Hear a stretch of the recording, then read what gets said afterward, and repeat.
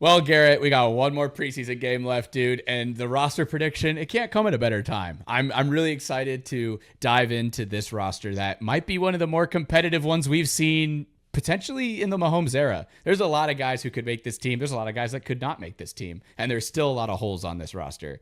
I'm dressed like Andy Reid today. Garrett, you're dressed like yourself. I'm just like, myself that I'm normally on a good coaching day. We have a lot of coaches doing a lot of interviews, especially guys like Dave Tube talking about specific guys that may or may not make the team. Are they NFL players? Are they not? I'm really excited to get into this.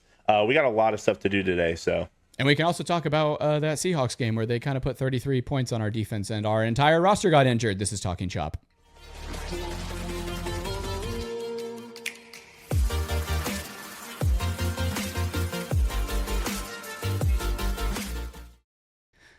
Welcome back, watchers and listeners, to Talkin Chop. I'm your host, David Pokorny, who runs the Talkin Chop Instagram account, YouTube, TikTok, all the socials. Go follow us there and give us a 5-star rating on Spotify and Apple Podcasts. And I'm with co-host Garett Aimutis, as always, offensive line coach at Blue Valley North. Garrett, how are we doing on this fine late night Tuesday? Doing really good. Had a nice bright early morning, coaching some youth in football. Always a good time. A little thunderstorm this morning, so we had to do a good film session, a little walkthrough in the gym. But other than that, nice coast sailing. I'm ready to get going. We also have a special guest today that we'll talk about here in a little bit, but it's going to be a good episode today, David, I think. Oh, absolutely. And as always, Garrett, this episode is brought to you by Underdog Fantasy. Is it, though? Oh, no. We're by the way, no longer Upper Hand. We are our own lone thing. Now it's just Underdog. Now we're just Underdog. We're good. Brought to you by Underdog Fantasy. Use code Talkin Chop for a 50% deposit match for up to $1,000. Guys, go put money on preseason games. We are totally fine. Pick your highers or lowers. Underdog's been a good sponsor for us for a good amount of time now, and we appreciate them. And new code, use it. Helps us, helps the pod. Just make sure use that code. Yeah, and now, Garrett did announce we are no longer part of the Upper Hand Fantasy Network. We're independent now. We're doing our own thing. And, Alex from Chiefs.Talk is coming on the show today. You know what? He's here right now. Alex, welcome on the show. Welcome back. It's been a while since we've had you on the show. It might have even been since the lone episode last season at the start of the season. Or did it come on after that? You had to have been on 2 shows at least. I think it would have been 2. Maybe I came on before the playoffs. I'd love to say so. We've known Alex since you were small account. When you were you had 1,000 followers, I think, when I first met you. I think, right? You were small. Yeah, you grew fast. You came out of nowhere. If anyone doesn't follow Chiefs.Talk on Instagram or Facebook or I guess Twitter, do you have a Twitter? Not really. TikTok. Got a TikTok. Oh yeah, TikTok too. See, I try to stay off that TikTok stuff because, I don't know, I find myself addicted to that. So I love my Instagram community. Sorry, TikTok community that is small, but let's get into it. We got a couple injuries to report first. Let's go over those really quickly and get some quick thoughts. First off, Felix Anudike-Uzomah, first-round pick in the famous Kansas City draft, is no longer on the team for the year because he's on IR. He is on injured reserve, and it should be for the whole season. That's how that works, which... Yep. Is interesting. And, according to Daily Mail, a devastating blow to our defense at the time. When I first read that headline, I was like, "Oh my God!" It's like did George get hurt or nah? It's just Felix. It's really sad. I feel like a lot of people were betting on him to finally kind of break through and get to that first round potential that we've been looking for. But yeah, it's just a really unlucky injury. I mean, these kind of things happen all the time on a football field. So am I sad that he's not going to be, on the field for us this year? Yeah, but at the same time, it's is it really going to be that much of a loss in terms of production? I don't know. Well, Andy Reid said he's been working hard this offseason, and it's a really sad blow. But, yeah, I mean, Alex, what do you think about Felix? I mean, we've been talking about this in that group chat. Yeah, I think, this was his season to break out, wasn't it? And now, obviously, he's not going to break out. It was kind of I wouldn't say his last chance, but it was his chance to, I guess... showcase his first round potential.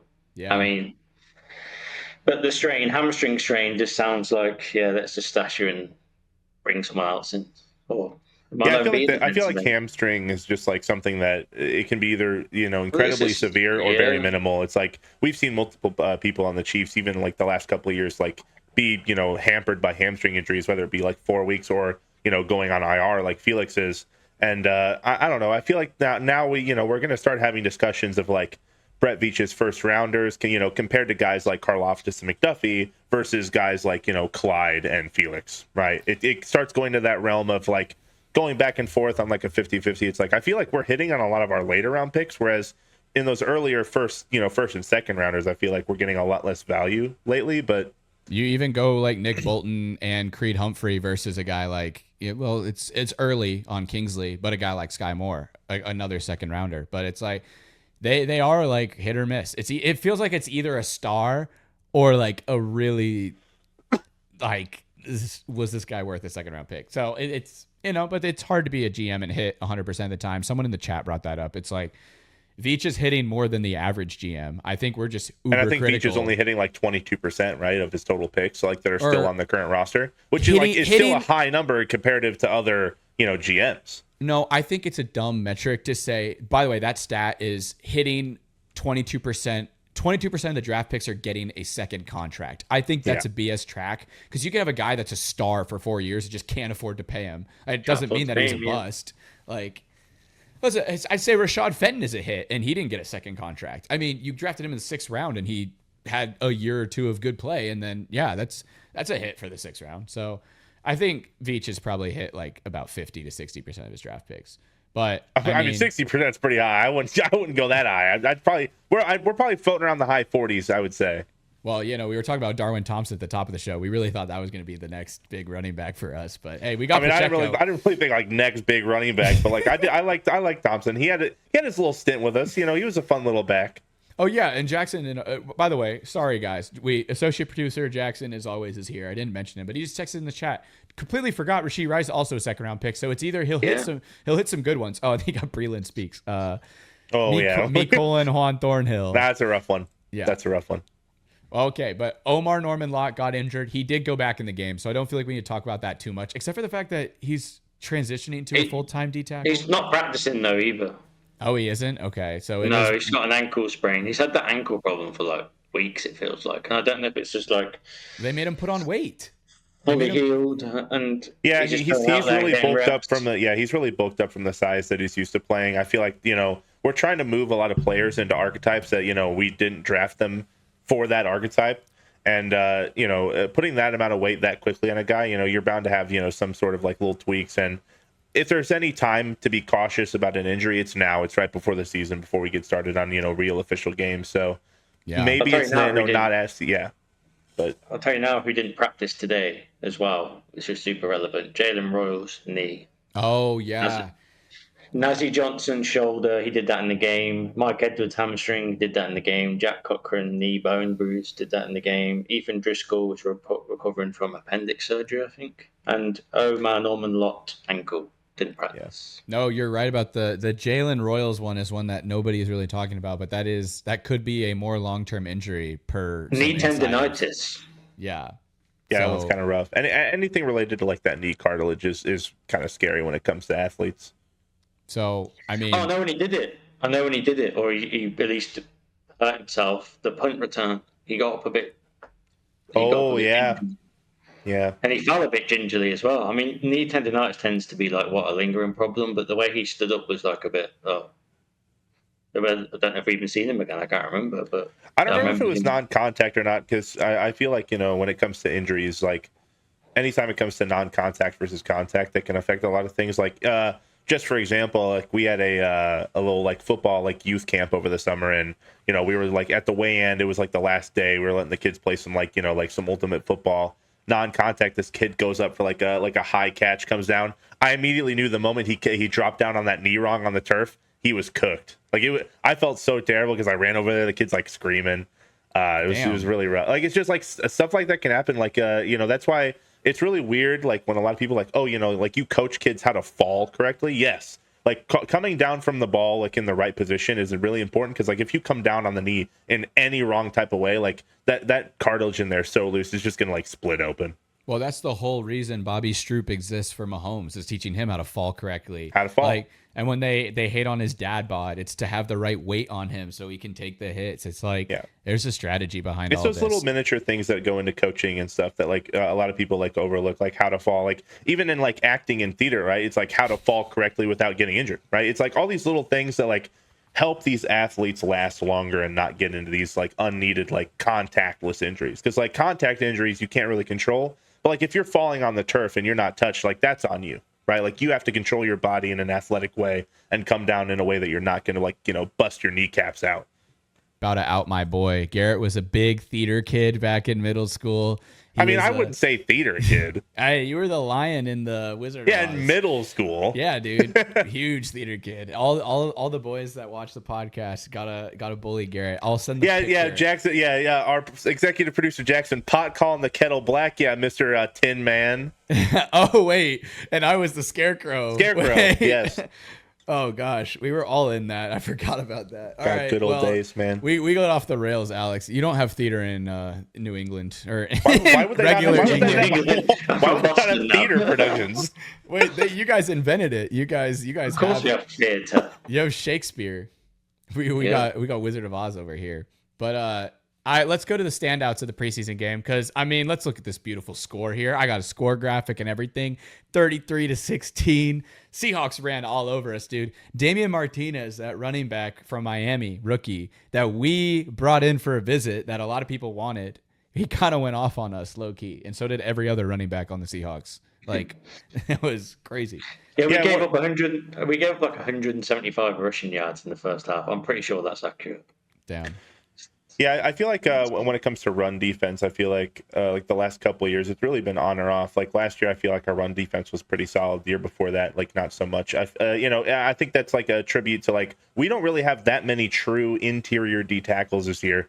When it comes to the depth chart, right? It's like we got Chris Jones, we have Mike Pennell, Jerry Tillery's been in there, but like past those three, the depth is just not there. Well, also Jerry Tillery and Chris Jones both started as DNs, and they moved to D tackle as their career grew on. Chris Jones is obviously a D tackle for sure, but he's no nose tackle. He's just he's a good defensive tackle. And it's like we talked about earlier, right? Like we drafted Omar Norman like for his pass rushing ability, and we've kind of been trying to like mold him into an interior guy. Like I just feel like that's not his play style. Yeah, and honestly, are those the four guys we keep on the final roster? Or are we going to carry more? And I don't know who you would carry next to that. Like, who's the fifth D tackle on this roster that looks good? It's like, are you going to take a guy like Fabian Levitt and Malik Herring over a guy like, I don't know, Jack? It would have been Felix. It would have been Felix. And then all of a sudden he's, and I think we signed someone. I'm fully expecting, and I saw this clip online of our assistant GM talking. He says they're looking at 30 NFL teams right now. They got a list of 25 guys on all 30 of those teams, and they're like, they're all going to get, we all would want to sign them if they get released, and expect a bunch of moves after this cut period, because I don't think this roster is what they want it to be, especially defensively. I think offensively, I've never felt better. And you know what? If this looks like if it looks like 2018 Chiefs football and we don't make the Super Bowl, I will still be satisfied with the season, because it'll be fun to watch again. Like just watching air raid offense. I don't even care. I just want to see Mahomes go crazy again and prove all these haters wrong. Stop me if you don't agree. I feel like we could potentially get back to that with the addition of Josh Simmons. I feel like his pass blocking, is in the couple snaps we've seen in the preseason, he's been significantly better than the left tackles we've seen in the past couple of years, especially at that spot. I think his run blocking was a little lackluster in against the Seahawks. He had some times where like he was missing, like his eyes weren't that great. He was missing blocks, but like in terms of pass pro, like true pass rushing ability, he was locking dudes up on the outside. Still has a couple problems with his anchor, but he's been fixing that over the training camp and preseason. But like Josh Simmons looks, he's athletic. He's not letting guys rush along the outside like guys in the past, like Orlando Brown Jr. Anyone Morris. Jesus Christ. Now that's another guy. Could Wanya Morris? I was talking about this, like going through all the offensive linemen. That group is so competitive. Could a guy like Wanya Morris be on the practice squad instead of the main roster this year? Because there's a lot of tackles too. You have Jalen Moore as basically like a swing backup offensive lineman. He could push for the starting offensive lineman, in my opinion, especially with Kingsley. But And honestly, guys, we're not even talking about the standouts anymore. We just want to talk about the roster we bad. We got to lock in. We got to focus. Alex, when we were watching the game, what do you think was like your top standout in terms of like production in the Seahawks game? I liked. I got two standouts. Obviously, Big Bob. Yes. Big Bob, man. Big we Bob. do love Big Bob. I'll admit, like, don't you pull up that song? Do not pull up that song. I'm not pulling up the song. I do have. Let Alex talk. It's terrible. I'll humble myself here because I know people do rely on Chiefs.Talk as the beacon of knowledge and all updates. And when we re-signed Bobby Tonyan, I was like, what's the point, man? We've got Jake Brennan still. And we've got Jared Wiley. I was like, we don't even need this guy. And then as it transpires, Wiley's caught some passes in preseason. Brennan still had a great start to to camp, and then he got injured, and he's not been back since, which is insane. That's hamstring. Like we were saying about Felix, he's had a hamstring injury the whole of camp. Like, to be fair, camp's only, like 3 weeks? But yeah. And he could be 4 weeks feels like he's been gone forever. He on the first day of practice, he caught like a touchdown in the end zone, and then he was doing like all the other catches, and I was like, remember I was hyping him up all spring, all summer as soon as they signed him as a UDFA, and I was like, this is going to be the guy, and then he gets injured straight away. So it's like Bobby Tonyan's basically took that spot and made it his own, and actually he's turned, probably in the last 2 games, he's turned to tight end 3. Like, that's not even a wild accusation. Like, every game he's like made a difference. And even on like this past weekend, people were like outraged. Why is he still in the game? Like, because they know he's going to make. Nick Taylor was like, I've seen all I need to see, and then they're just playing him for the next half. And you're like, oh, hang on, I know he's doing well, but like, he's tight end through. What I like about his play when he got the touchdown was the play broke down. Like, the play did not go according to plan, and Bobby Tonyan knew to stop, wait. The veteran move, yeah. I love that, yeah. Mahomes is going to love that. I think that's another major factor when it comes to like choosing the roster, especially for a guy like Andy Reid. It's like he likes those veteran presences that are going to be consistent guys on the field that know what to do in certain scenarios, and I feel like Bobby Tonyan fits that really well for that tight end 3. He can block well too. Like, that's another major thing. He did have a huge blocking grade. I have the original one. It was like an 80+ pass block grade in the first preseason. He's definitely tight end 3. Like, there's no doubt about it. Like, and it might take Wiley a couple of games to get to like a. It's so terrible. It's not just like you were the only person in the world who likes this song, David. I did not only like person. That song. It's terrible. There is a Bobby Tonyan song by Jeez Louise from when he was on the Packers, and it's a song. That's all I can say. It's a song. You know. Hey, no. You were hyping it up before. Now you're like, oh well. Now the guys don't like it. I'm gonna no. I think it's funny. I think it's hilarious. I think the rhymes are fire. I've got another player stand out, and he's kind of been slept on a little bit in the. Well, actually, no, I've got 2. Let me give you 2. You said 1, but I'll give you 3 in total. So he kind of under the radar in camp, but actually he's been pretty good in preseason. Jeffrey Basser. Oh yeah. He's going to push Jack Cochran, man. I'm telling you, he's going to be up there. Like, he's all over the first Cochran's game. Injured. This guy, like, he was flying all over the field, and I was like, "Who's this?" And I was like, "Shit, Jeffrey Basser." And he's just like tackling, making so many tackles, but he's physically like an absolute demon. Like, he's everywhere, and he's actually quite fast. And then he's a sideline to sideline type player for sure. And they were saying like he's a special teams guy, but I was like, well, actually, Even before the injury, I feel like he was really pushing Cochran for that spot. But now with the injury, like, is that really a sure thing that he's going to be, under Cochran? Bone bruise. It's not a good injury either. Yeah. I think we keep 5 linebackers. Oh God, we want to talk about it. We took 6 last year though, didn't we? I know, and that surprised me, but I don't think we need 6 this year. We're almost to the roster, David. We can make it. We got to lock in. Talk about the roster. I'll tell you the last guy who was fairly decent. I hope I don't butcher his name. Ashton Gelati. Ashton Gelati. He's actually been, because you know what, right? This is crazy. Like, he had that one, and to be fair, I probably have play a part in this because I post the clips and they get a lot of this clip did get a lot of views. When Simmons bowled him over on the 1-on-1, everyone was like, "This guy's not good enough." I'm like, he's going against like a premier left tackle. What do you expect? Like, he's not exactly a big he's not a big edge player. Like he's not big Yeah, inside. and when it comes to camp reps like that, like everyone's gonna post like the one rep where one guy gets absolutely dominated, right? But like everyone makes their own decisions, right? Yeah. When we look deeper into like these training camps, I'm sure Jalad, like I heard from the camp that he had multiple reps against him that like went well for him as well, right? So like it's all about the ones that get a lot of traction. Right, these guys are always competitors. They're going to be out there, like just getting these reps consistently, and it's good, right, that we have these like premier guys that guys like Gelati can do his reps against, so we can get better and better. It's like iron forges iron, right? So we want these guys be in constant competition. I do think the Chiefs beat reporters are good, but they're not going to be posting the Gelati wins over Josh Simmons because people don't want Josh Simmons to look. It's not the narrative, yeah. And I don't think Josh Simmons does look bad either, though. I think he looks fantastic, and I am fully drinking the Kool-Aid. I am drinking that Kool-Aid. I was drinking the Kool-Aid before we even drafted him, dude. You predicted him. You predicted him in your mock draft to us. Before that injury, and like we talk about injuries a lot on this podcast, but like Josh Simmons' injury, yeah, it looked scary to like a lot of outsiders. But once again, it wasn't on his lead foot, right? So like he had a lot of time to like let that heal. Be easy on it. And at the same time, we have a really phenomenal training staff in the Kansas City locker room. They're going to be able to work with him and like get that rehab in, get him fully ready to go for the season. Before that injury, Josh Simmons was probably going to be a top 5, top 10 pick, right? And he drops to us at 32. So like the value alone in that is going to be phenomenal. And I think Josh Simmons is going to be great for us down the road. Maybe I think he's going to have a good first season, but like look out for season 2 and 3 when he's really locked in.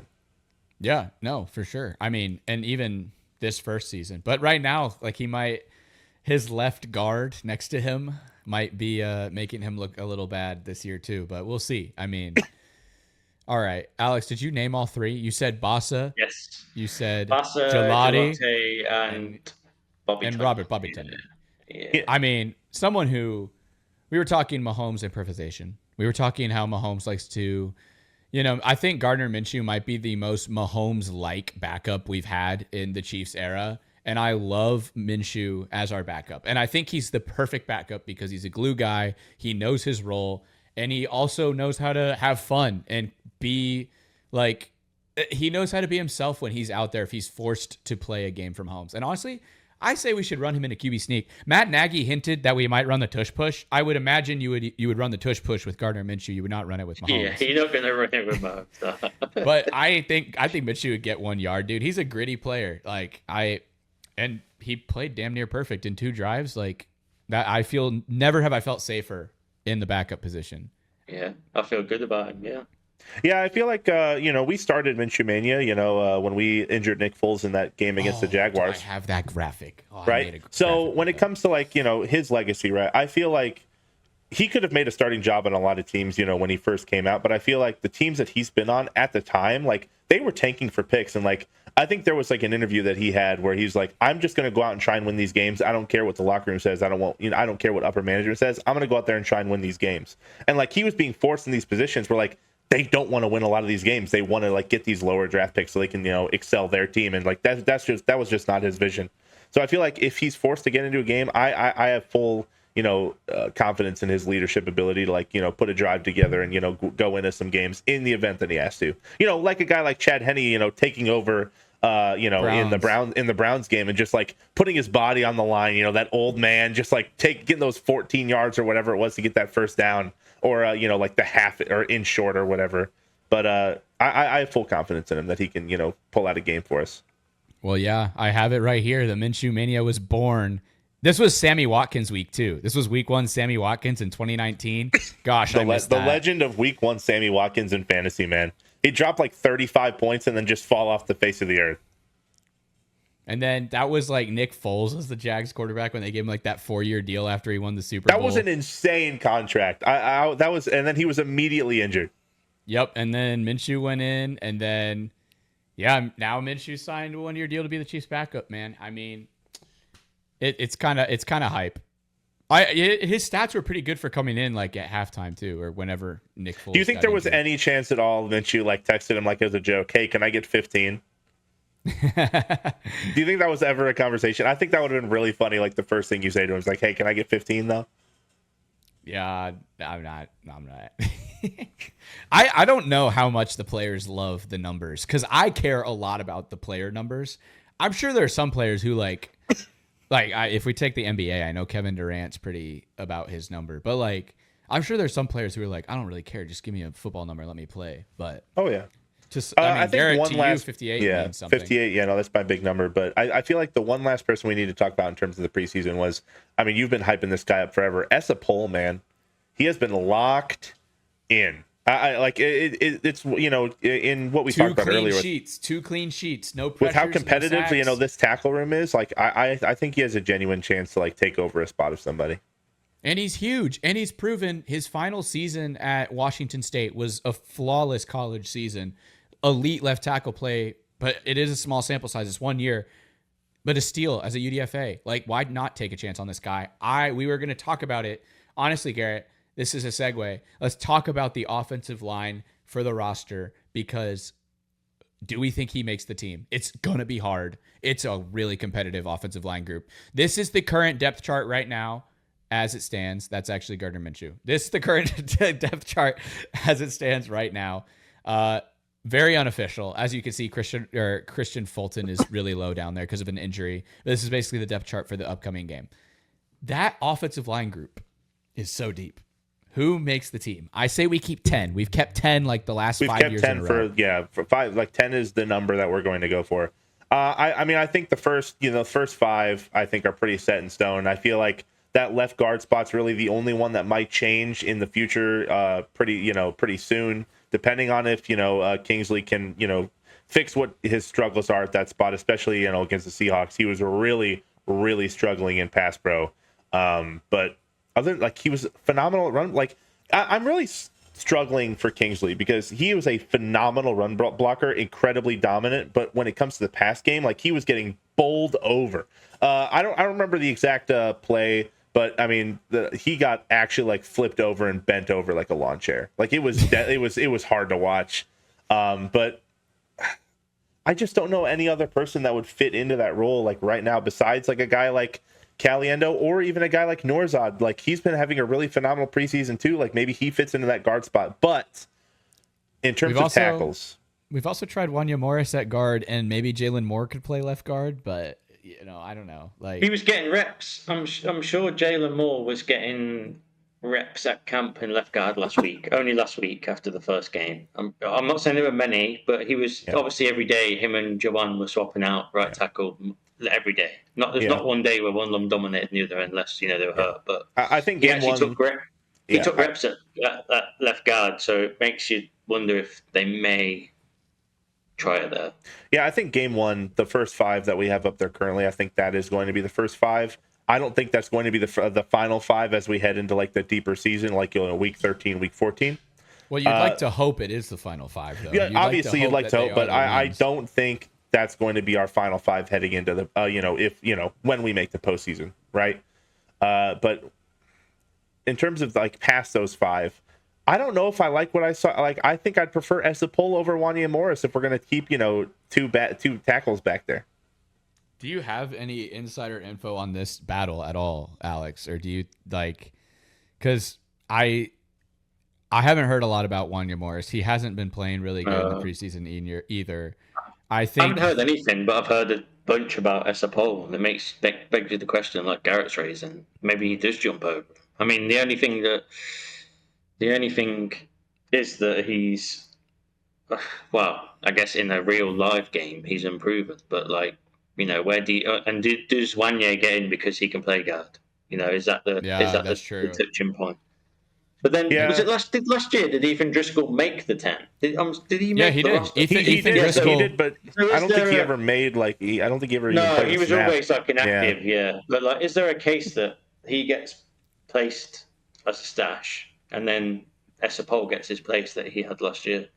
Is that? I just feel like the only like discerning factor in this like that battle, right, is I feel like the coaching staff values playbook knowledge and consistency over like initial raw talent, right? So I feel like they notice how hard Esapol's been working and how how he's performing in the preseason, but then they look to a guy like Wanya who knows the playbook, knows everything that like knows the snap count, plays multiple positions. So like, are they valuing that sort of competitive level over a guy like Esapol who's new to the team but has shown more promise? Well, and the other thing too is you can look back to last year What about the Lucas Niang getting cut for Ethan Driscoll? That is like, could that be Wanya Morris getting cut for Esapol? The difference is Lucas Niang barely played. Well, right? I was going to say, I think he was never a factor. Yeah. I think, Niang never really felt like Morris played a considerable amount of snaps, on the first team. So I feel like that's where Andy Reid is going to look at this roster and be like, okay, do I want to give the young guy a chance because he's been, balling out, or do I want to stick with more consistent and leave Esapol as that one guy out? Yeah, right? True. I mean, because it was purely from a draft capital standpoint, since both were third-round picks. Because we know Jalen Moore is the immediate lock on the one on the outside, right? So if we're going tackles by themselves, right, it's Jalen Moore, and if we're going to keep one more, it's either going to be Wanya Morris or Esapol. And then you say C.J. Hansen, Hunter Norsgaard, and Caliendo. I think Caliendo's a lock. I think Caliendo's a lock. He's been a very consistent backup for us for a long time. He can fit literally anywhere. I think Norsgaard's a lock just because of how he's played in preseason. I think C.J. Hansen has the skills and capability to play, but I feel like it's going to be a battle. He's going to be so. I think Wanya, C.J., and Esapol are going to be the three that are in that competition for that final 10th spot. And the only reason we're not putting Ethan Driscoll in this is I think he's going to start the season on IR.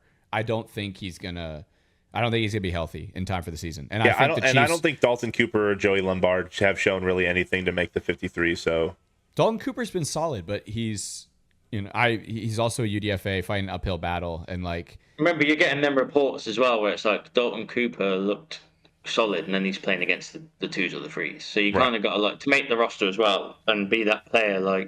You have to be rolling with the ones to kind of if you're on the outside looking in, you have to be playing in the first team. Perfect transition. Your way in.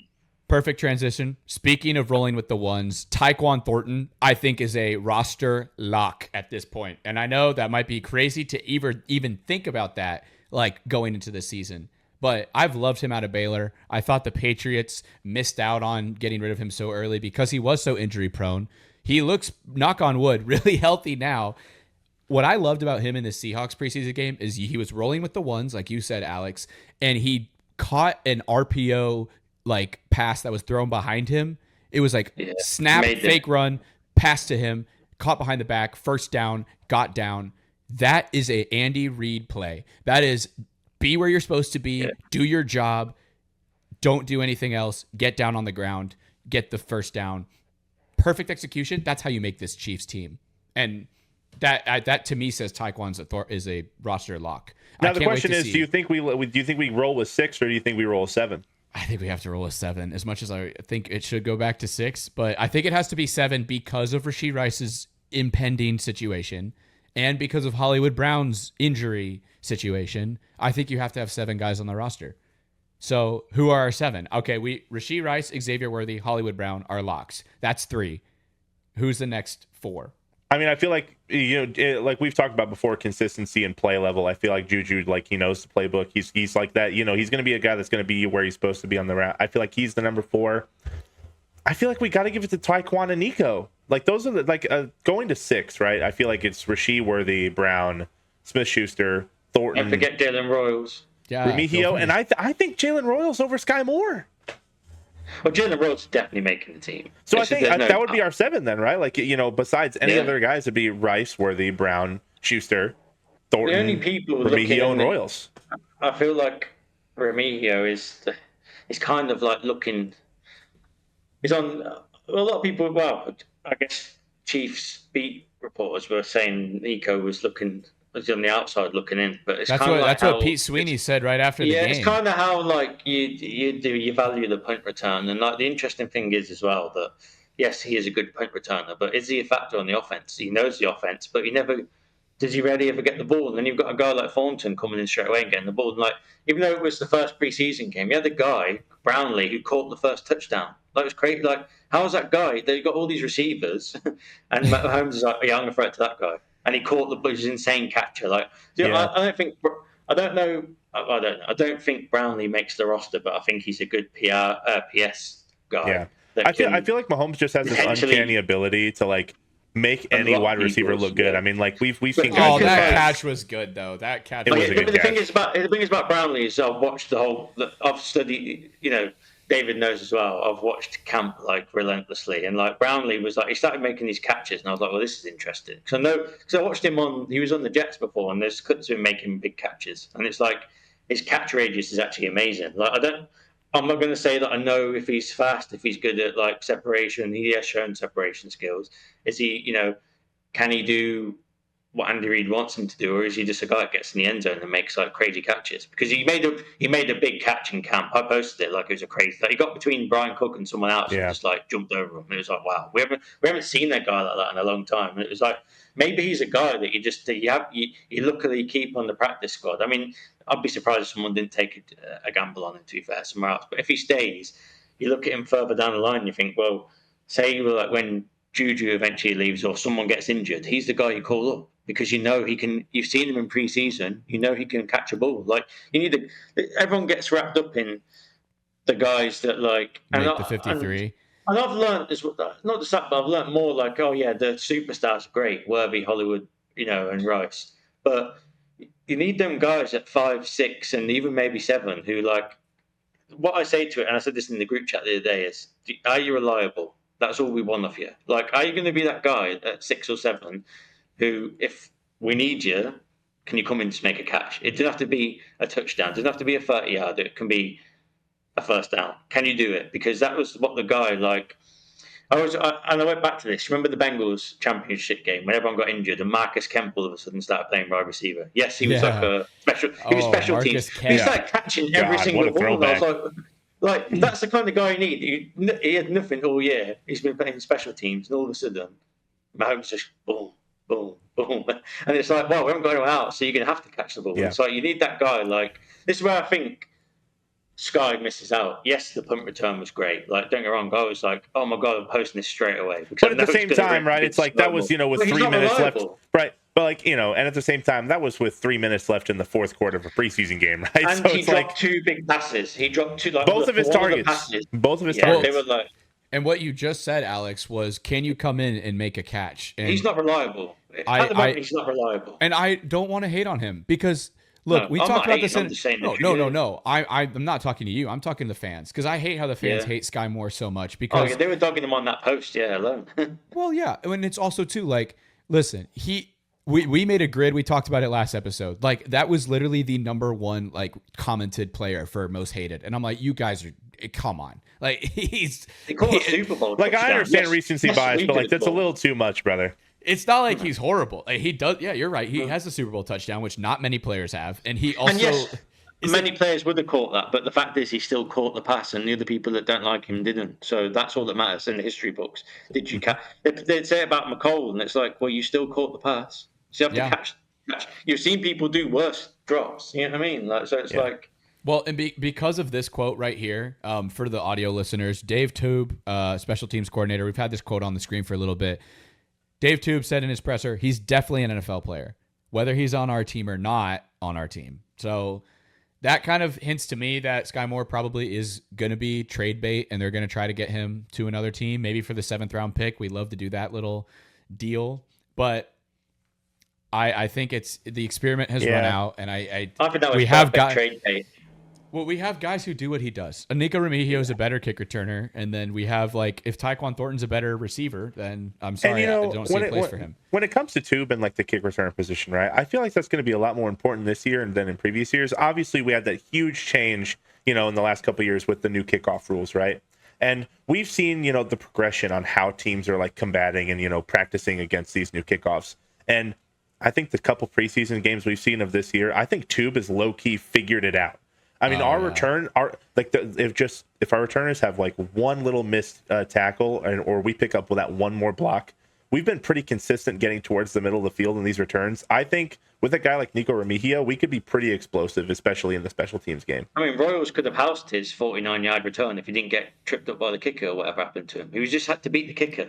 So the block, right? So like, Toub's gotten the blocks there. We just need the guys to finish, right? And I think we have one of the best special teams guys in the league. I feel like he's been in the lab and he's been figuring this out. I told David, like, when these rules first change, once teams figure out the blocking scheme for this, it's going to get explosive.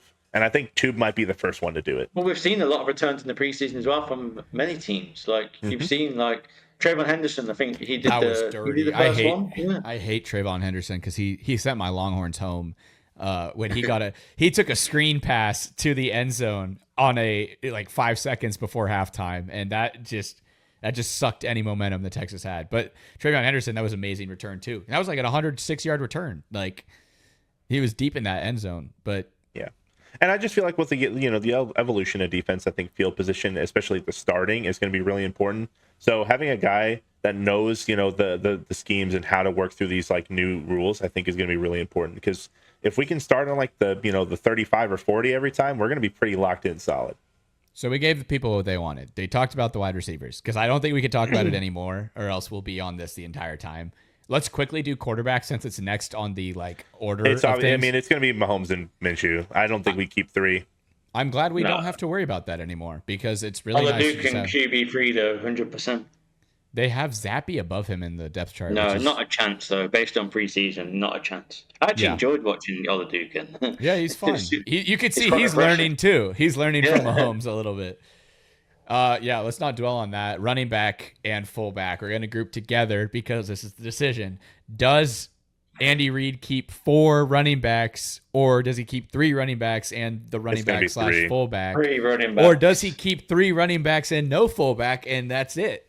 Like, I feel like Andy's going to keep the fullback. I feel like Carson Steele fits that one role on the team that like Andy loves having, that one player position that's going to be that hard-nosed guy in the middle.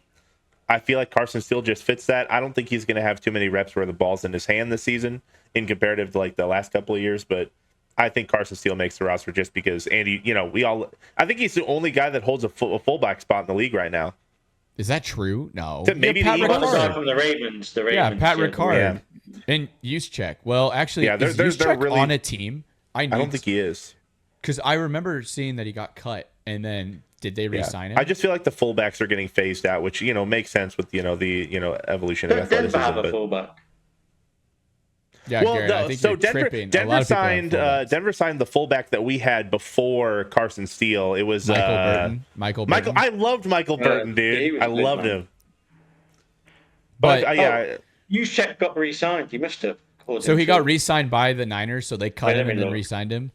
I'm just looking.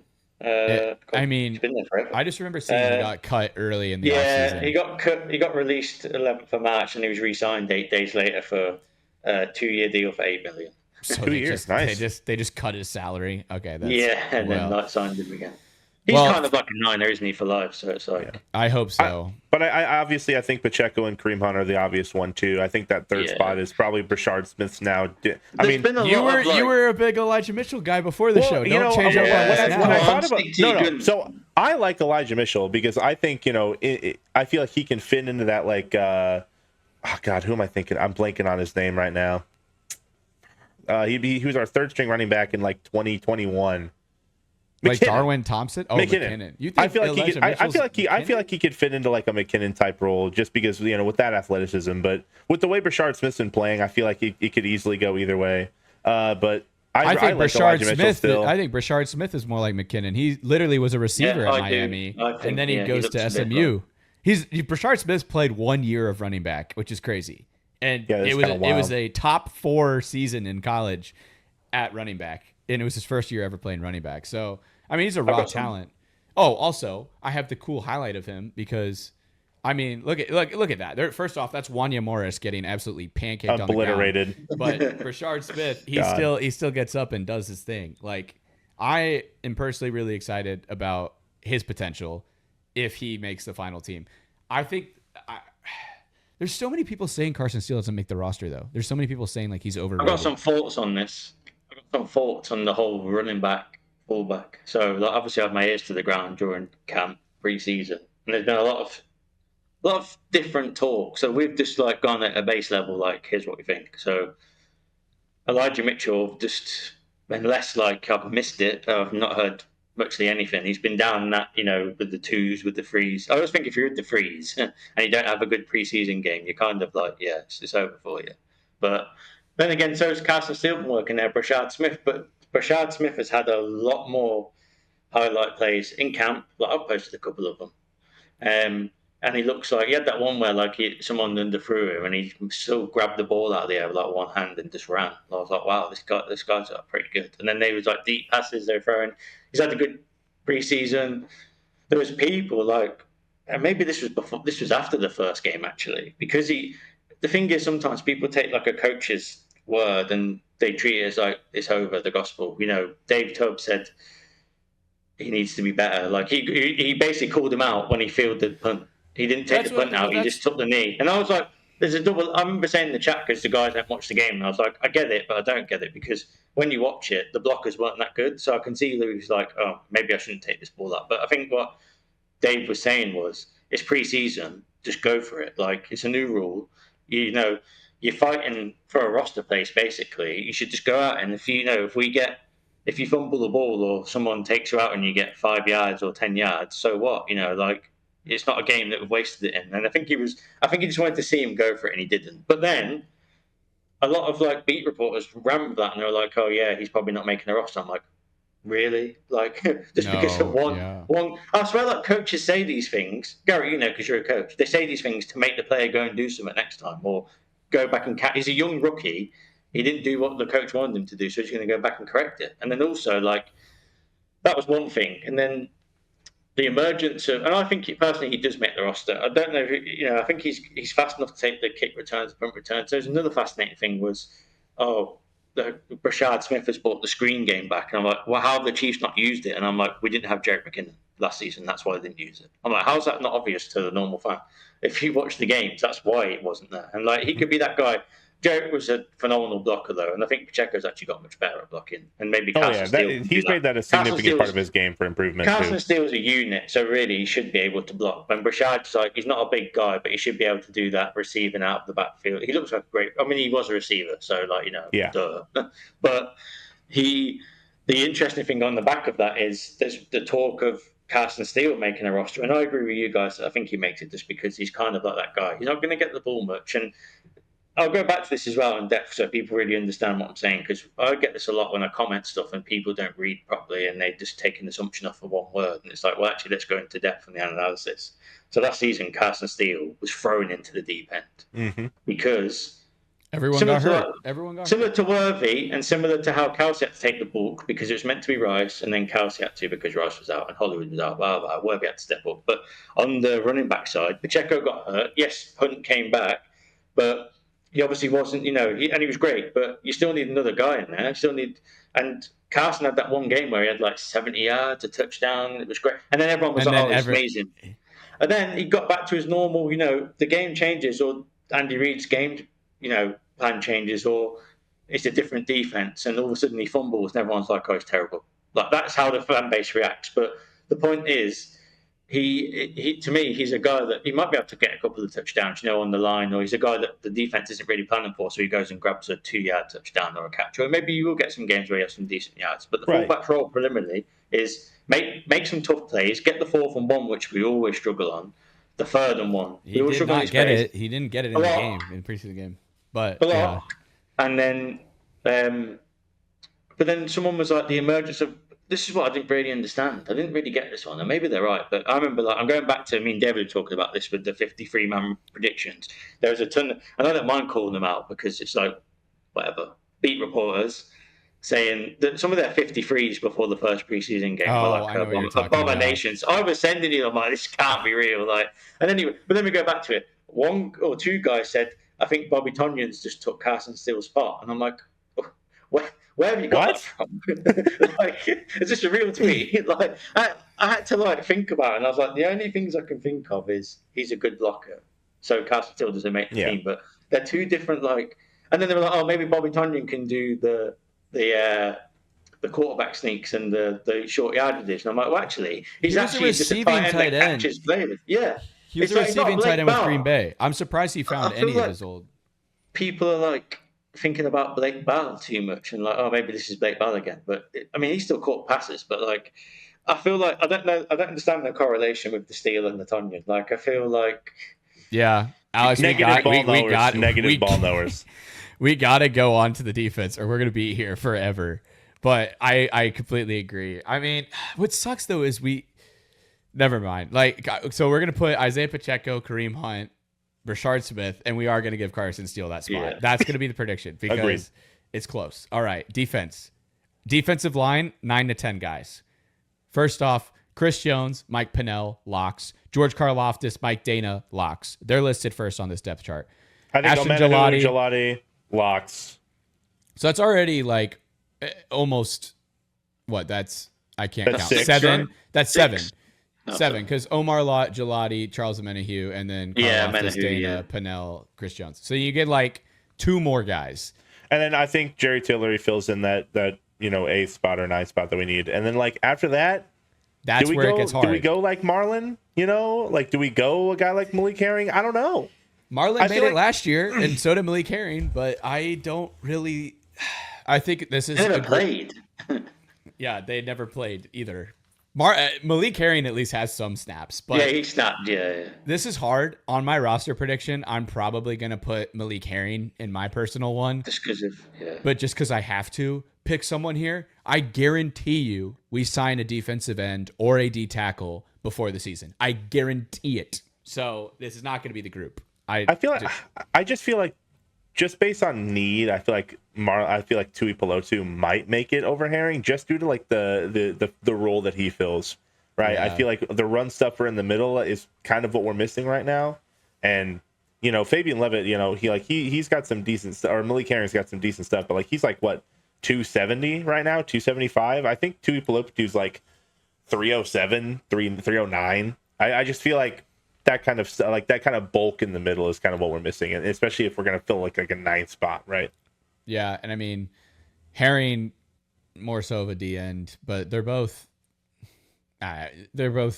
That's kind of a consistency with this team, right? It's like I feel like our D tackles are really just D ends that got a little fat. Yeah, and that's what we were talking about earlier. It's like, they're trying to bulk up the D tackles. Jerry Tillery, a former first-round pick out of Notre Dame for the Chargers, was a D end when he got drafted, and now he's listed as a D tackle for the Chiefs scheme.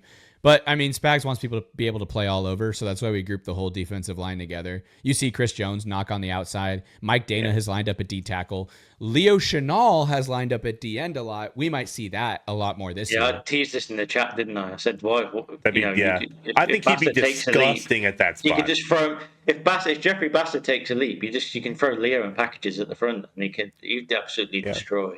I just feel like the only true like D tag like interior D lineman we have on the team right now that will get consistent snaps are Pennell and Tillery. I feel like other than that, like we have like D ends that like are fringe D tackle D end to get the D end guys. Yeah, I mean, you saw the preseason roster get ran through, and then you look at the depth chart, and you're like, I don't really see a guy. Would you want a guy like Christian Wilkins? I know he did some sus stuff over in the Raiders. I don't care personally. He's a ball player out of Clemson, that guy. Listen, he could, if the guys are chill with whatever he did over here at the Chiefs Kingdom, I want Christian Wilkins. Look, dude, as long as you're bringing a ring, brother. That's all. Exactly. That's all we need to care about. Apparently, we have decent cap space. We could talk about this really quickly. Obviously, I think we just send the house for Micah Parsons, but Okay, we're not trading for Micah Parsons. Great. Let's, I know who a Alex man can wants. dream. I know who Alex dream. wants us to sign with that money. Alex, you're supposed to. I queued you up. Say. Nah, you say. It's a safety. It's a safety. You know. Who do you want to spend the money? Yeah, exactly. No, Justin Simmons. Simmons. Well, I thought you were talking about edges because I was thinking, we've got like. Like Preston Smith or Zadarius Smith. I think both of them. Jadeveon Clowney is also a free agent. Take a cheap deal and come and try and win a ring, man. Do you know what I mean? He's been ring chasing everywhere else except for us. So like, might as well give us a shot, right? It was with the Titans, bro. He can't ring chase with the Titans. Come on. But like, to be fair, they gave him a bag, so like you can't. Yeah. You got. He was with the Panthers too, dude. He was with the Ravens that one year. He's on a new team every year. It's time for him to be a Chief. But we need interior help. I think our ends are fine. I honestly, this edge group, that's 4 guys that I think are quality players. I think. Well, we'll see about Gelati, but I say 4 guys. I love Dana. I think he's underrated, and George Karlaftis just got a bag. So I think Dana was hurt last year as well. He was definitely carrying some injuries. So I'm way more concerned with the D tackle position. So Christian Wilkins, I don't know any other D tackles that are available right now. Oh, we were going to talk about it. We forgot. Colin Saunders. I wish we traded for him. I wanted him back. I wanted Binky back. Bring Binky back. I was dude. kind of sad that well, we might have. Maybe we didn't know. It's maybe very possible. I mean, honestly, it's very possible we might have thrown like a little trade in there, and they just chose, the Jags over us. But the Saints took a centre back as well, didn't they? Because theirs is out for the season. So maybe it was more like we need this, you need this kind of. Yeah, I doubt we would have given them any of our backup linemen for Binky. As much as we have the depth currently, I don't think we would risk that. And I think, well, they gave up Luke Fortner. I think Hunter Norzard probably has higher upside. Fortner, I think they already know what they have with him. So it's like, that makes sense for them to switch positions like that. I think Saunders is a beast, and I miss him so much. Let's move on to the linebackers now. Jackson actually named a bunch of available D tackles. So let's actually run through them real quick. Raekwon Davis is actually really solid. I like him. He was a part of the Dolphins. He was actually really solid, and they just had a big D tackle group. Khalil Davis out of Nebraska. He probably is. He's a practice squad guy, if anything. Maurice Hurst is solid. Linval Joseph is really old now. He's old. What did the Bears give Grady Jarrett? What did the Bears give Grady Jarrett? Was it like 14 mil or something? He's old. He's old too. They paid him a lot. Yeah, so honestly, it's really not that much available D tackles. I would like Raekwon Davis. I don't know how he's not signed. He might be holding out for a better deal because I bet he thinks he's worth what he should be paid. Linebackers. Drew Tranquill, Nick Bolton, Leo Chenal. Those 3 are locks. 2 or 3 more. We carried 6 last year. I think. Well, Jeffrey Bassett's a lock, isn't he? Okay. You say Jeffrey Bass is a lock. There was a quote today that Dave Tube said that almost threw me for a loop where he's like, Jeffrey Bass is not right where I want him to be, but he was talking about special teams. I bet he's where the defense needs him to be. Yeah, I feel like Cochran also makes it just because, he is like that glue special teams kind of player. So, but is he injured? Well, he's the backup dot as well, isn't he? He's backup dot, green dot. Oh, so yeah. He's making it. For those who don't know, for those who don't know what the dot is he's a signal caller. He can be out there. He's the Mike linebacker. But yeah, like that, he knows the plays, and that's something you need. But what about Cam Jones? Didn't they try to put him as the Mike linebacker in some preseason games too? Like, I think he knows the plays. I think Cam Jones makes the roster this time. People were really excited about him, and he made the roster last year. I think he'll make it again. So I think 6. the linebackers is easier. You think 6? So the guys we just named. So Cam Jones, well, Jack Cochran, Jeffrey Bassa. Yeah. Cole Christensen, I think that's fair. Odd man out. He's odd man out. He didn't have a good game on I mean, even last year, right? I don't think he had like any star-studded plays or like anything that made him stand out enough to like get over a guy like teams. Tobe likes his special teamers though, which I think Cochran's a good special teamer as well. But I mean, I do think that he might be the odd one out. But if we carry 5, I think it is Cam Jones, and I think it's Bassa. I think Jack Cochran might be put on an injured list right off the gate. Who knows? We could sign another linebacker. I don't see that happening, but you never know. Corners, this is a nightmare. We're going to go over an hour. I'm going to say that already. I think we're going to aim for an hour 10, but corners, we are going to need to give good analysis on this because we're going to argue about this. I know we are. I like Melvin Smith personally, the UDFA, and he is getting listed nicely on these depth charts. I will say that, but I haven't really heard a lot of things about him in the preseason games, but that's honestly a good thing for a corner. You don't want your name to be called. That means you're doing your job. You're not making mistakes. But that being said, this roster is a little all over the place due to the fact that Christian Fulton's injured. Is that something to consider, though, that Chris Roland Wallace is so far down on this depth chart, but he's like kind of been balling out, and he made the team last year? I don't think that makes sense. I brought this up in the first. Remember, I posted the first unofficial depth chart, and I was like, "There's no way CRW's like all the way down there." I just find it interesting that they have him on the same level as Kevin Knowles, right? Yeah. So it's like. They do say it's unofficial. Like there is some. I remember like receiver. It had the original first one. I can't see here. Like, it had it's got Royals all the way down. It's like doesn't make sense. Yeah. Like. Yeah, they do. I feel like all the rookies are pretty far down except for Josh Simmons. Actually, like They didn't really it was meant to be a camp battle, and it was like day one, Josh Simmons, left tackle one. It wasn't even like about. I remember it was meant to be Bro like him locked in. He was like, dude, I'm that guy. And then, Andy Reid was like, you know what? Fair enough. You are that guy. You're that guy. All we need to know was his knee okay? That was all anyone cared about. Yeah. It wasn't about anything else. Me feeling good? All right, number one.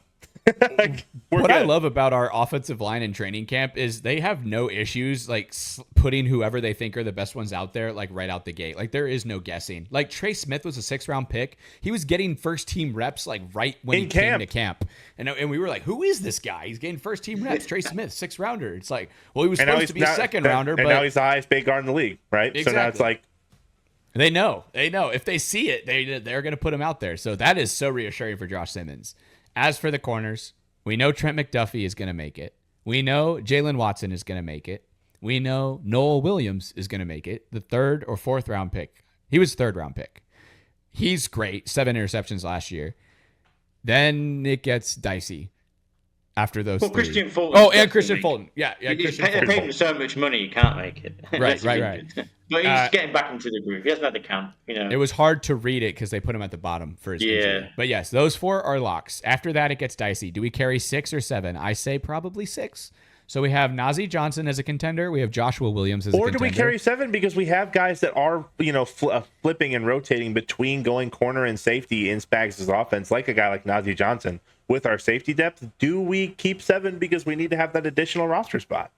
I mean, if you want to go 7 based on names, I think it's really easy. I think it's Trent McDuffie, Jalen Watson, Noah Williams, Christian Roland Wallace, Christian Fulton, Joshua Williams, Najee Johnson. I think if you want to go based on like names, but then it's like, does a guy like Melvin Smith sneak in? I mean, honestly, that makes the conversation pretty easy. Those 7 right there, and take out Melvin Smith. Like, if we how many did we carry last year? 6 or 7. We carried 6, but we only had 5 active usually. We had like Nick Jones, and now he's with the Giants. I think the only like competition that we talk about is like, does a guy like Melvin Smith make it over Joshua Williams? Yeah, well, I think Joshua Williams could be trade bait too. That's the other thing I think. I think Sky Moore and Joshua Williams are good players, theoretically, that would have some value from other teams. And I think the value they provide to other teams, we would want to trade them for picks in the future. I don't love the idea of trading away corner depth, especially with how the Super Bowl went last year. But and I like Joshua Williams, but this could be a Rashad Fenton situation where Rashad Fenton was, people were like, pretty good, pretty solid. He made some plays. Yeah, and then he started to play longer, and then people were like, not so good, because some corners have really short NFL windows of eliteness because you have to be the fastest, the best with your hands, and you can't be grabby, and it's a mental game. You start getting frustrated. Fenton started getting a lot of PI calls. Joshua Williams has had a lot of penalties recently. Maybe it's time to trade him for a 7th-round pick. Like, I don't know, but I think he still has value. I think he either makes the team or he's traded. I don't think. Regardless, I think if we keep 6 or 7, I think those names that we listed are probably going to be like the guys that make the roster. And I think Melvin Smith can be safe on a practice squad. I don't think he's as desirable to steal as a guy like Essapol. And with Melvin Smith, the reason why I love talking about him so much is he played at like a D2 or D3 college, Arkansas State, and he went crazy. Like, he absolutely destroyed that competition. He definitely deserved to be in a power school, but he had 4 touchdowns with kick return touchdowns, and I haven't seen him do kick returns in camp, which is kind of interesting, but he had 2 kick return touchdowns, 2 pick sixes. Like, I mean, and he had like so many interceptions, like 35 pass deflections. So he was crazy in college, but like, yeah, I mean. And now I think onto the scariest position in terms of depth and need right now is safety. Now here's the thing. They have Chamari Connor listed at safety, which is good because there's so many people who think that he sucks and they're wrong. Chamari Connor is a great player when he is in the correct position. When he's in his position. He was only playing outside and slot corner when we had that many injuries that he had to play there. And he has so many good plays. People loved him at the beginning of the season when he was getting like that return touchdown in the early part of the season. Connor was just thrust into this like Snead type position, and he's just not that guy, right? Like, he needs to be like in his position where he can do his best and like read the field in the way that he needs to be. Like, I don't think we put him on the outside, and I just don't think he's an outside guy, right? Like, he needs to be like sitting, he's a box guy. And I don't even think he's a slot guy as much as I want him to be, but he played a lot of slot. And Now, how many do we keep? And do you guys think we sign a safety before the season starts? If we keep 4, and Alex, I want to hear your thoughts on this. It's obvious. I don't think it's anywhere close between Jaden Hicks, Mike Edwards, Brian Cook, Jamari Connor.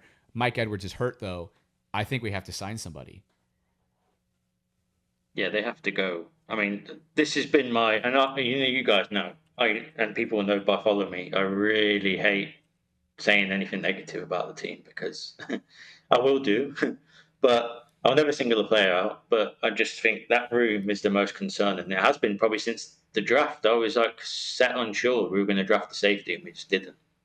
And then it's kind of like when you look at it, you think Jaden Hicks is obviously in contention to lead that group, and then you signed the vet, but you signed the vet in Mike Edwards, where he was cut from his 2 teams, but also he's now injured, and it's like we're getting closer to the season. We're going to roll with Jamari, Hicks, and Brian Cook, and we're going to try and throw, what we're going to do with the other spot. Are we just going to roll with that? I think they have to go out and sign someone. And I feel like I've been saying it for weeks, and I actually posted it the other day, and many people agreed.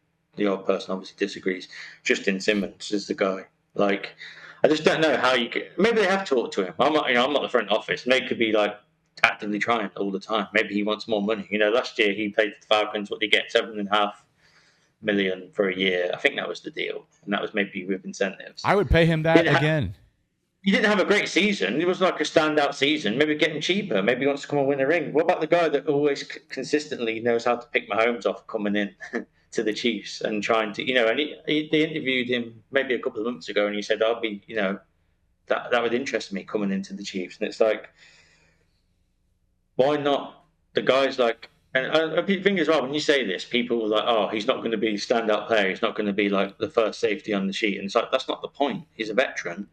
He's a very, very good ball player. Even if he can contribute, it's a big deal to that room. You just need a guy in there who can contribute. We're not asking for a direct Justin Reed replacement. The guy who should be leading the safety room is Jaden Hicks, but they need someone in there. And I don't think it's going to come from the practice squad. I think they have to sign someone. And if they don't, I'll be concerned. And I'm never, ever concerned. It was supposed to be Deion Bush versus Mike Edwards for that 4th position. That's but then now, he's gone. He's gone for the season. So now it becomes a lot harder. Okay, so it looks like, you were right on it with Simmons' deal because Jackson out here, he's got it. Kicker, punter, long snapper are always going to be the same. I don't know when James Winchester is going to ever retire, but they're the best job in the league. Longest lasting position in football, baby. You can't be touched and you got one job. Matariza already beat out Eddie for the punter job. Eddie was the Ray Guy Award winner, USC rookie. We cut him early, so he had a chance to compete for another roster. Matariza wins that job. And then Harrison Butker, he's going to be kicking the ball for a while. Our boy, Spencer Schrader, is looking really good on the Colts, though. So I'm happy for Spencer Schrader.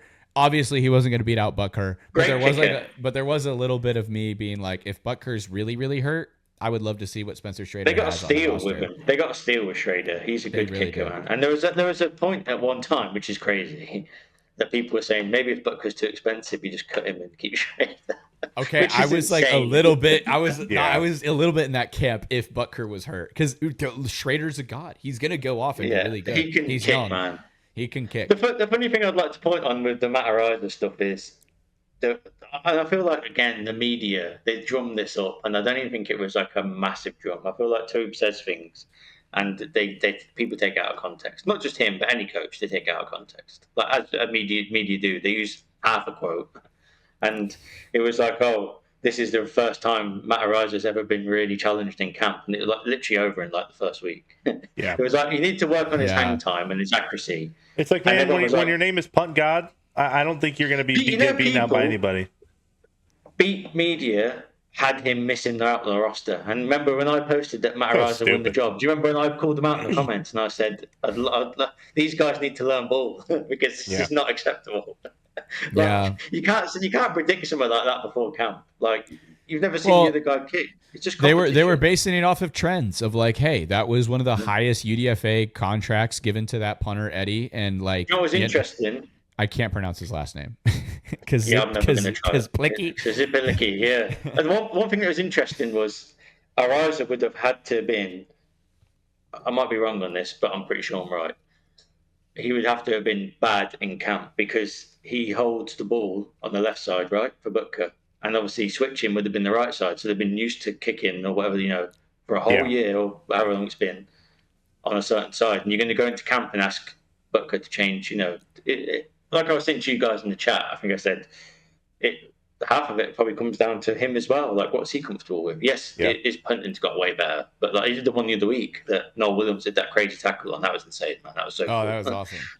But that was like no wonder. But there's intangibles that go into it. Like if you're gonna have to hold the ball on a different side, is that going to mess up the whole routine of the kicker, and then is it going to upset the room? And then I really think there wasn't as much to it as what the media was saying. Basically, everyone has to work on their craft. He had some things to work on. He's worked on them. He looks better. He's basically a rookie last year anyway. It was his first year playing football for the NFL. But yeah, I think that wraps up the roster segment. I think it's going to be a lot of guys that we signed that you might not have heard of, or that were former first-round picks that are now on our team, because Veach loves to sign players that were former first-round picks that didn't pan out, that get cut, and then he brings them in. I think of DeAndre Baker and Mike Hughes, like right off the bat, as first examples. Jerry Tillery is a modern example of it, but that is the Veach special. Now, before we end the show, it's just a little surprise question. I don't think you guys saw this coming, but did you watch the Taylor Swift New Heights podcast? And what are your thoughts on it? Because everyone's talking about it, and it kind of became the biggest YouTube video viewed in the first 24 hours, and I'm sure it's going to be the highest viewed podcast. I know it's like Trump and Joe Rogan is the top viewed podcast right now of all time, but I think, do you think the Kelsey Swifts beat it out? I know they won. I haven't watched it, but I think like the day it came out, like, or not even 24 hours later, it already had like 24 million views or something. Yeah, on YouTube. It was just insane. And hey, I have heard that it, like, the impression of her has improved a lot since that podcast. Dude, I saw some Eagles fans going like, you know what? She actually is kind of chill like that. I think what it is we've never heard her talk. I've never heard her talk before. She doesn't do things like that. Yeah, it's like she just goes on tour and sings. It's fascinating to see that this internet. It's like the internet has created a personality for her online, and she doesn't have any online presence at all. She doesn't even go to like things that she should go to, like VMAs, like the Met Gala. They get invites every year. She never goes. So like, I think this was a big deal for like. I have like quite a few Swifties that follow me, and they just like teach this is what it means to us. Blah blah blah. I'm like, I don't know what's going on. Talking but then they're Swift. like, oh, this is the numbers. This is what the number means. This is the out. It's such a big deal. But overall, they were saying like it's a huge deal for it to go on the podcast. And like, it's funny that when it was announced, I posted about it, and David was like, "Oh my god, I can't believe you done that." And I'm like, "Come on, dude, this is a big deal." Like even before I posted it too. I never post about it because this is a big deal. I watched it. I sat through and watched it, and it was like I watched it too. 90% was about her and her career, obviously, but there were some interesting things. The Worthy quote, I watched it for the quotes. I was like, can I rip a quote out of it? And it was like interesting because she mentioned about Worthy draft and how exciting it was. And obviously, the Chiefs have jumped on that now because they've let him watch and react to it. But it was interesting how Andy Reid knew her dad for a long while because obviously he's an Eagles fan. He used to be an Eagles coach. That was really interesting. Like, that was fascinating. Yeah. Well, it was kind of cool too to hear like that it was a genuine moment. I know everyone wanted to say like, hey, this was like the most PR relationship they've ever seen. It was kind of cool to hear that like she literally was like, oh, I didn't know he wanted to see me. And he actually got like rejected and he threw away the friendship bracelet. And I was like, okay, shit. Okay.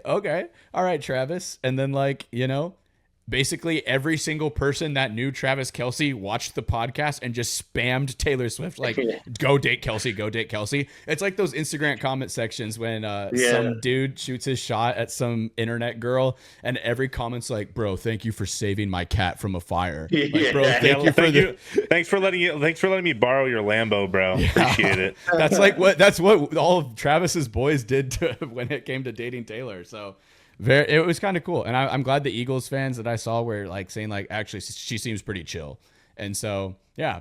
Hey, listen, it was a big W, I think, for her to go on that podcast and just clear the air that she's just a pretty normal person that just has this larger than life personality that's been created for her. So I think it's fair that we had to talk about it. This is Talkin Chop. and she's a part of Chiefs Kingdom, whether you like it or not. Exactly. But man, overall, I think it was a pretty exciting week in Chiefs football. Once again, Alex, thank you for coming on. I mean, it's always good to have you on. I mean, you have a lot of good insight, and been a fan of the show for a long time. We have always been a fan of your, socials for a super long time as well. So it's always fun to talk Thank you guys ball. for having me on. It's always fun to talk ball with you, Alex, because I mean, we do sit here, guys, like an hour before the podcast, and we just talk ball, and then we're like, guys, we need to stop talking about the things that we need to save for the podcast because we're gonna run out, because we just love talking about the Chiefs football so much. I mean, in this season especially, I feel like losing the Super Bowl has made this season much more like exciting. Like, I really, really want to see this offense just prove all the haters wrong, saying Mahomes is washed, Mahomes can't play, the defense is bad, oh, Spags has lost his touch, all these narratives. And they're already, dude, I hate this because it's a cycle. It's a cycle of the Chiefs media, not the Chiefs media, the regular media doubts us, and then they claim that they never doubted us when we win the Super Bowl. It happens. Yeah, it's gonna be like week year. 6. I'm like, oh, the Chiefs are still the Chiefs, and I'm like, well, that's not what you were saying, during training camp. It's like, here, it's the constant cycle. It's right. It's like, oh, this is the Chargers year for the AFC West. And then it gets to the week 1. It's like, okay, the Chiefs, if we go, 0-1 to start, they're like, oh, now it's really the Chargers. And then by week 8, they're like, okay, well, now we're back to normal. Chiefs have been the Chiefs ever since, since we've been born. So, yeah, it's a classic cycle. We'll see it again. Stick with us for the season. Alex might have an announcement coming up for the next couple of weeks. Maybe he's got a little video in the works. We'll see. We'll see what happens in the future. He just shushed me. He's like, don't say too much. But yeah. Once again, subscribe to and follow all of Chiefs.Talk socials on Instagram, TikTok. We want to see him more and get him more on the pod. We love talking ball with him, and get him to 100,000. He's so close. I was about to say, so close. 98.1, I think now. And, it dragged in the off season. So I'm gunning for that 100K. I really am. So get him to 100K, rate this podcast 5 stars out of 5, and then go subscribe to the YouTube channel, follow my Instagram, and then you can follow Chiefs.Talk's Instagram. That's the order of things you could do. Or you could follow him first, because otherwise Alex order of operations can be, flip-flopped. You can go any order you want. But thank you guys, as always, for watching, listening, tuning in to the socials, and, this is going to be a great Chiefs season. I'm really excited. Alex, close us out. Let's go Chiefs. Let's go Chiefs. Go Chiefs, baby. This is Talkin Chop. Goodbye. Talkin Chop is brought to you by Underdog Fantasy. Use code Talkin Chop for a deposit match up to $1,000. As always, huge shout outs to myself, our co-host Garett Aimutis, our associate producer Jackson Roan, our audio editor Alyssa Young, and thank you so much for viewers like you who make the show possible.